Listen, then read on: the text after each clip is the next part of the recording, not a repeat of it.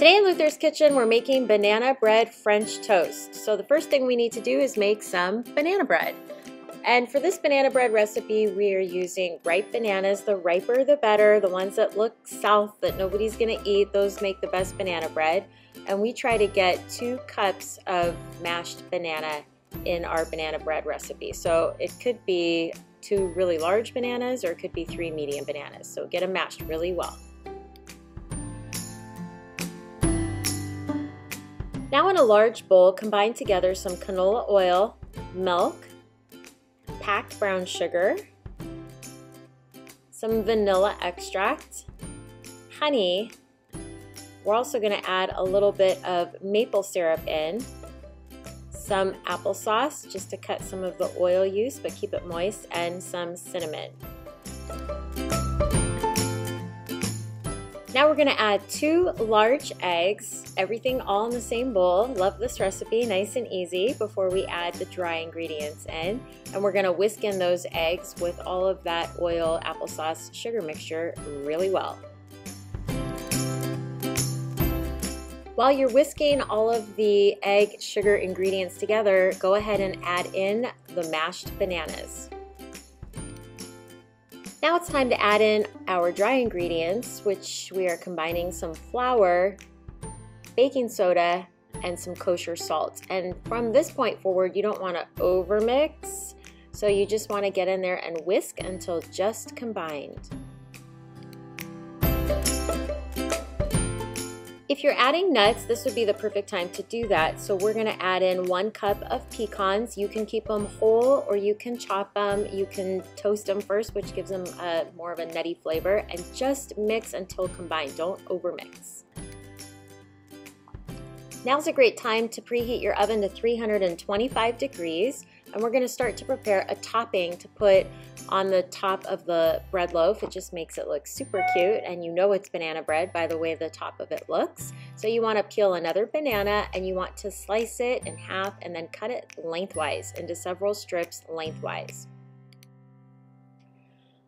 Now we're going to make a little cinnamon sugar mixture by combining 2 tablespoons of granulated sugar with about 1/4 to 1/2 teaspoon of cinnamon, depending on how cinnamony you want that. And then you just want to roll those banana slices around in the cinnamon sugar mixture before putting it on top of the batter. We're using a loaf pan that we coated with some canola oil, gave it a little spritz to make sure that the bread comes out. No use in baking bread if you can't get it out of the pan. And then ideally with a spatula, you want to get in there, not necessarily with the whisk, but with a spatula, and get all the batter out. And then you're going to put your banana slices on top. And if you have leftover cinnamon sugar from your topping, go ahead and sprinkle the rest of it on top. It'll make a nice caramelized crust on the top of your bread. This needs to bake at 325 for about 1 hour and 20 minutes, or until the center comes out clean when you insert a toothpick in it. And then you want to let it cool fully, at least 15 minutes before removing it from the pan. Now it's time to make our French toast dipping mixture. So we're going to start with a little half and half, about 1/4 cup of half and half, and then we're going to add 1/2 cup of milk, so about 3/4 cup of milk product. You could use all half and half, that would be very rich, or you could use all milk. And to that we're going to crack 2 eggs and whisk everything very well.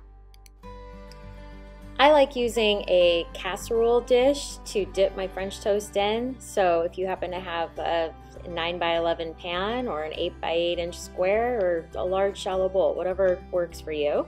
So the dipping mixture is going to go into the casserole pan, and there is that beautiful banana bread that we're going to slice very carefully. And we got 10 slices out of this loaf, and they were pretty generous slices, at least 1 inch thick. So get it sliced, and then you're going to start dipping both sides of the bread into the French toast dipping mixture.